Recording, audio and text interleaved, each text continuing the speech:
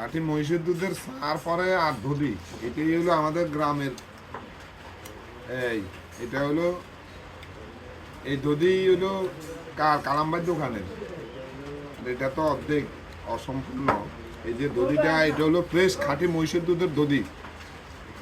আমাদের এই দ্বীপের বিখ্যাত মহিষের দুধের খাঁটি দধি, খাঁটি মহিষের দুধের চা, তার মধ্যে এই দধি, এটি হলো হাতিয়ার ঐতিহ্যবাহী চরসেঙ্গা বাজার।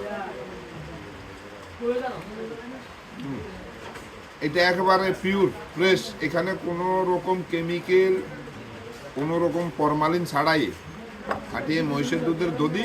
30 টাকা এটা। কেন কালাম ভাই, কত এটা? 30 টাকা।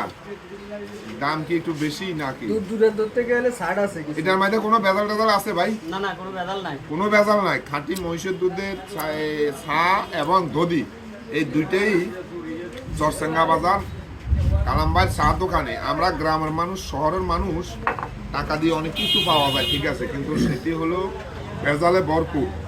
আর এটা হলো আমাদের একেবারে মজা লাগবে তো ভাই। এটা যারা দধি শহরে দধি খায়, মুখটু জ্বালা লাইছেন, সম্ভব হলে হাতিয়া আসলে চরসেঙ্গা বাজার কালামের দোকানে একটা দধি খেয়ে যাবেন।